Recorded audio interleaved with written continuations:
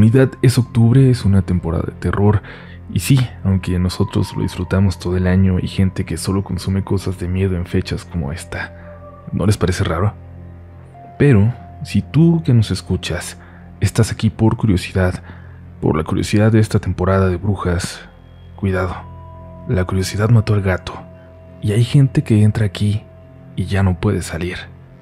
Bienvenidos, bienvenidas, ya estás escuchando Relatos de la Noche.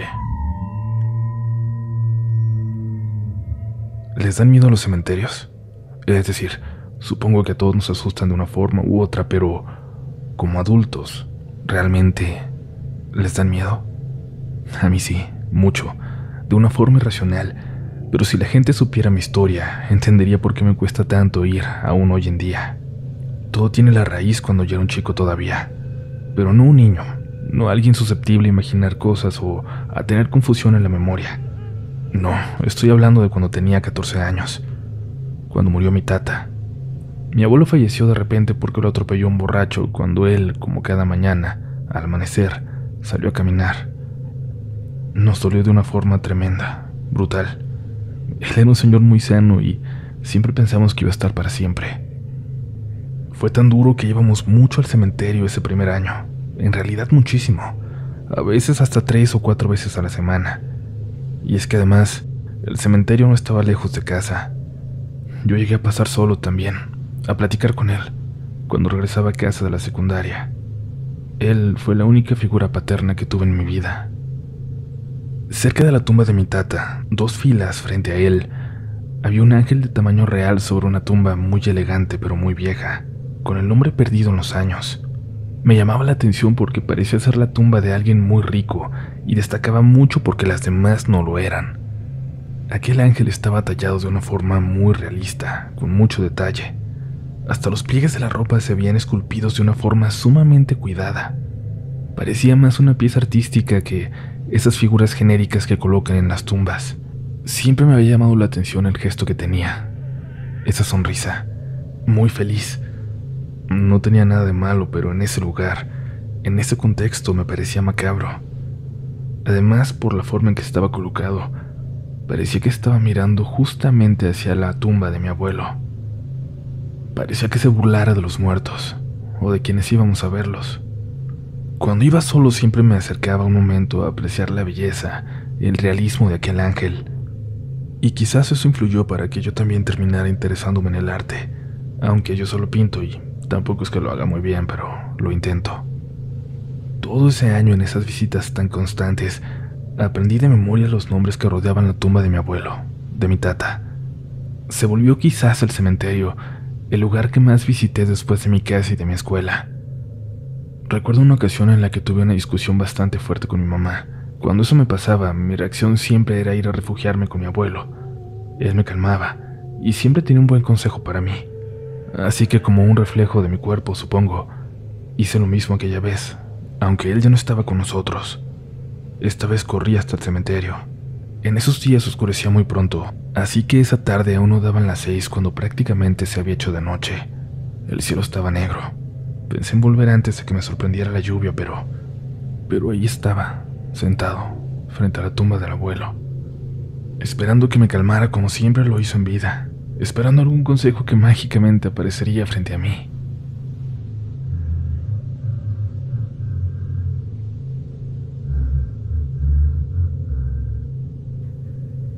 Escuché que alguien parecía tararear una canción detrás de mí.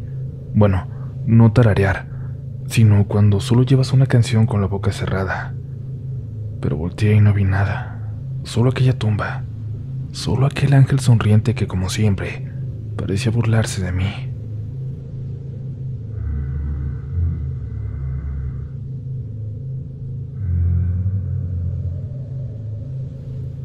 Lo volví a escuchar.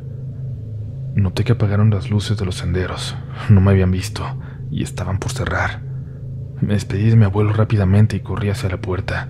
Recuerdo muy bien cómo se asustó el muchacho que estaba cerrando cuando me vio correr de entre las tumbas, hasta que le grité que no cerrara, por favor.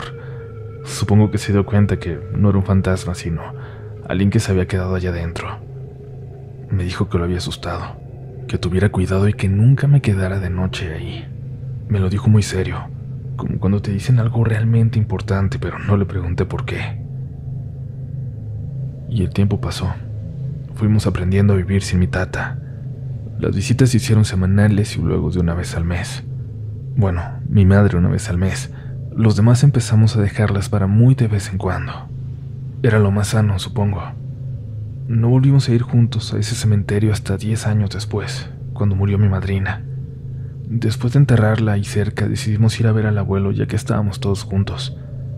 Estuvimos un rato frente a su tumba y luego nos dispusimos a caminar de vuelta hacia la salida, cuando observé de nuevo aquel ángel, pero la expresión era totalmente diferente, seria, severa, mirando hacia el frente, pero no hacia la tumba de mi abuelo, sino hacia arriba, al cielo. Detuve a todos, les dije que voltearan a ver, que vieran al ángel, la cara, que lo habían cambiado, pero todos lo observaron y me preguntaron por qué. Les dije que ya no estaba sonriendo. Me dijeron que lo recordaba mal, que esa siempre había sido su cara.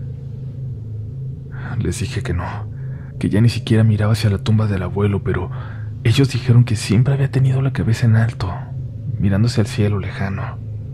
Me dio un escalofrío porque siempre lo miré con atención, porque me detuve a observarlo muchas veces, porque en alguna ocasión hasta lo intenté dibujar. Eso no era un error de mi memoria, por más que todos los demás lo recordaran diferente. Semanas después un primo me mandó un mensaje. Te dije que lo recordabas mal, decía. También adjuntaba una foto que alguien tomó ahí, con toda la familia reunida frente a la tumba del abuelo, y al fondo, detrás de nosotros, se veía aquel ángel con toda claridad. Aunque no estaba enfocada por completo la cara, se notaba que no estaba sonriendo y sobre todo, era totalmente claro que su mirada estaba en alto, no hacia nosotros. No saben la confusión que provocó en mí, lo terrible que fue darme cuenta que había un error en mi memoria, en mi cerebro, en mis recuerdos, el cómo me cuestioné todo. Volví a ir cotidianamente cada semana a visitar al abuelo, pero también para seguir observando aquella tumba, esperando que en algún momento sonriera de nuevo o algo así, para darme cuenta de que no estaba loco. Alguna vez incluso me quedé viéndolo muy de cerca, con la mirada clavada en él, apenas a centímetros. Podría jurar que parecía que en cualquier momento iba a moverse. ¿Qué? ¿Qué le estás viendo?, dijo una voz. Al voltear lo reconocí. Era aquel joven que tenía años trabajando ahí, aquel que alguna vez casi cierra y me deja dentro del cementerio. Muy a grandes rasgos le dije que había algo raro en ese ángel. No le expliqué por qué. Uy, raro es lo menos. Ese ángel se baja seguido. Lo hemos visto caminando por todo el panteón. Cuando a mí me toca quedarme en la noche cierro todo y me quedo ahí en mi carro, en la puerta del panteón pero por el lado de la calle. No me dio tiempo de contestar. Siguió caminando. Observé de nuevo aquel ángel. Me acerqué, todo lo que pude, mi cara frente a la suya, esperando que sonriera.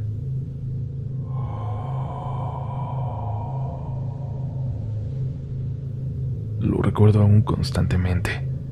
Siento que cuando menos lo espere, regresaré y estará de nuevo sonriendo. Lo que les voy a contar se remonta al 2015 y tiene que ver con un ente, con un fantasma que ya se ha mencionado en algún otro episodio de Relatos de la Noche. Me parece que se llama La Aparecida del Metro Insurgentes. Por más de 5 años trabajé dando clases en una escuela. Al final eran unas oficinas muy modernas en Reforma 412, pero antes de eso, por años, la escuela estuvo en la esquina de Reforma y Niza, en la colonia Juárez de la Ciudad de México, frente a la famosa Glorieta de la Palma. Yo vivía en un departamento sobre Avenida Chapultepec. Caminando el trayecto no me tomaba más de 15 minutos y disfrutaba mucho el hacerlo. Paseo de la Reforma puede ser un lugar muy lindo para caminar. En el trayecto debía pasar por la Zona Rosa, esa popular área de vida nocturna, pero me gustaba hacerlo. Siempre prefería caminar que tomar el metro, donde solamente era una estación la que me separaba de casa. Un jueves de octubre como este, decidí dejar Reforma y atravesar la Zona Rosa, Estaba tan cansado que pensé en cenar algo y me encontré a un amigo que cenaba en el mismo lugar. Empezamos a platicar y sin darnos cuenta se nos fueron las horas. Ya eran casi las 11, así que los dos creímos que era buena idea tomar el metro. Nos fuimos a la estación de Insurgentes. Ya ahí íbamos en direcciones contrarias. Él debía llegar a la estación Valderas, dirección Pantitlán, y yo a Sevilla, dirección Observatorio. Así que nos despedimos al entrar y cada quien se fue a su lado del andén. Quedó frente a mí y cuando vimos que venía su metro, solo agitó el brazo y me gritó que tuviera cuidado, que no me fuera a topar con la coreanita. Me reí, aunque no sabía a qué se refería. Seguramente alguna leyenda del lugar. Nada más, pensé. Pero cuando se fue toda la gente que estaba esperando el metro en esa dirección, me di cuenta de lo solitario que estaba. El metro en mi dirección tardó más de 10 minutos en pasar. Por suerte, un par de personas más llegaron a esperarlo y ya no me sentí tan solo como momentos antes había estado. Por fin pasó el tren y lo abordé, pero hizo base por 5 minutos. Parecía que nunca iba a avanzar. Yo ya estaba molesto pensando que si hubiera caminado ya estaría descansando en mi casa. Por fin avanzó, pero en cuanto entró al túnel, se detuvo. Volteé a ver a mi alrededor. Solo había 2 personas más en el vagón conmigo, una chica en el extremo opuesto y un chico casi frente a mí. Las luces se apagaron de repente. Lo que me faltaba, pensé, y prendí la lámpara de mi celular. Cuando lo hice, pude ver la expresión del chico que estaba frente a mí. Se veía aterrado y clavaba su mirada en mi dirección, hacia atrás de mí para ser exacto, hacia la puerta. Cuando volteé, alcancé a ver a una chica en la oscuridad del túnel, pero pegada a la ventana. Se veía muy pálida, pero no alcanzaba a notar ninguna facción, y no quise iluminarla con la lámpara. Tocó para que la dejáramos entrar. No supe qué hacer, pero caí en cuenta de algo. Ella estaba parada al lado de la puerta, de esa puerta del metro en la mitad del túnel. Es decir, ella estaba flotando. Ella estaba flotando. Ella estaba flotando.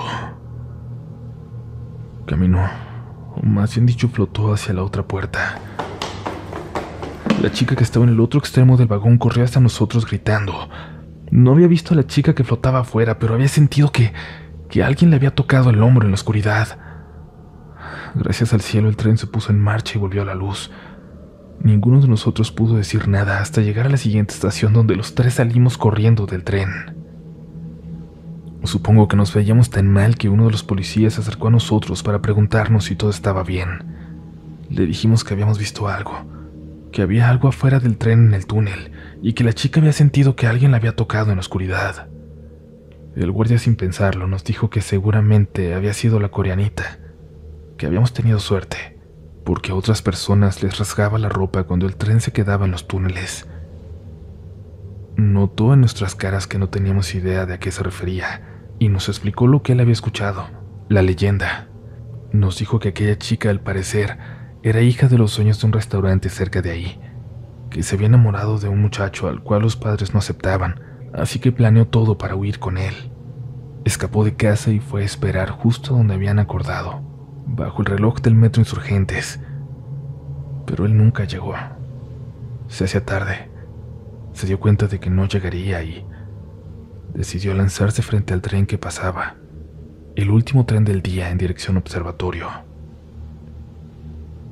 Nos dijo que hacía muchos años que eso había ocurrido, pero que policías, guardias y hasta personal de mantenimiento en esa línea la han visto, o han escuchado al menos aquellos lamentos que vienen del túnel cuando se acerca el último tren de la noche.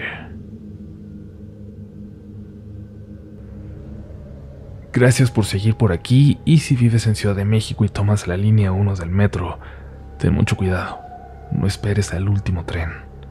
Síguenos en nuestras redes, en todas partes estamos como RDLN Oficial, a mí me encuentras como Upolch, y recuerda que en Instagram no hay que asustarse por las fotos que subo de mi trabajo, siempre puedes seguir solo las historias que pongo por ahí, donde sí publico mucho más de relatos de la noche y otros proyectos. Pero ahora, antes de continuar con este octubre de relatos, déjenme decirles que si hay niños escuchando con ustedes, es hora de enviarlos a dormir. La siguiente narración no es apta para ellos. Es la historia de un abuelo de la comunidad, la historia que comparte con su nieta. Una narración que impactará a los más sensibles.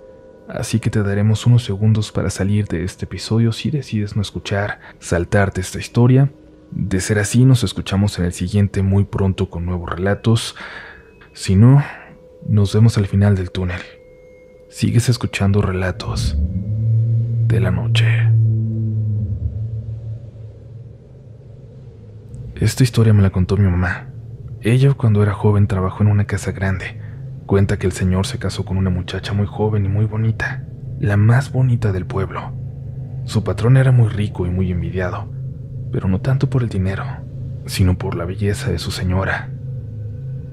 Dicen que ella no era de aquí, que un día llegó sola y se quedó a vivir en el pueblo. Supusieron que era rica, pues nunca la vieron trabajar. Todos los muchachos y señores de dinero estaban enamorados de ella, pero se casó con el patrón de tu bisabuela. Decía mi mamá que la señora era muy amable, pero algo rara, que nunca la vio comer o bañarse. Tenía un cuarto para ella sola y nunca dejaba entrar a nadie en él, ni siquiera para limpiarlo. Tampoco dormía seguido con su señor, y desde que se casó con él, empezó a enfermar.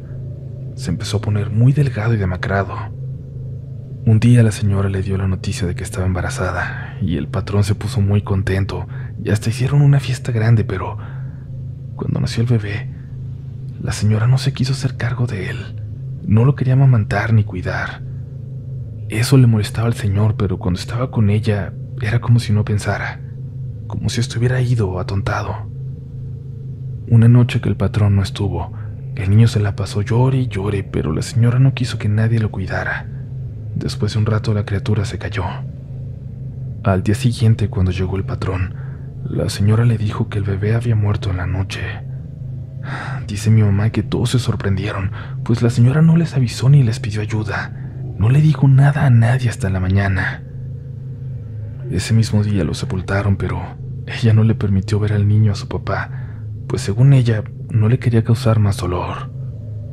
El señor sufrió mucho y hasta parecía que se estaba volviendo loco del sufrimiento.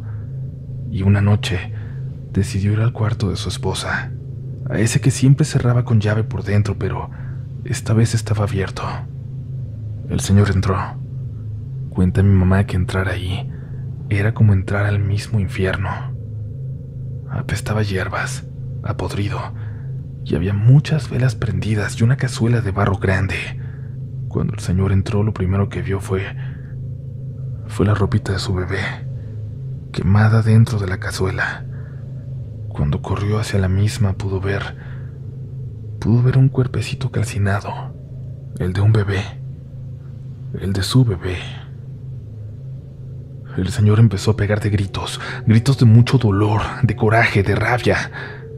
Y entre ese dolor pudo ver que debajo de un altar estaban unas piernas. Y entonces supo que se había casado con una bruja y que ésta de alguna forma había sacrificado a su bebé. En venganza aventó las piernas al fuego y un olor horrible empezó a salir de ahí, un olor que llenó toda la casa. Y fue tan grande su coraje que incendió aquella casa por completo. Apenas pudieron salir tu bisabuela y los demás empleados, y como pudieron sacaron arrastrando al señor enloquecido, mientras aquella casa se quemaba.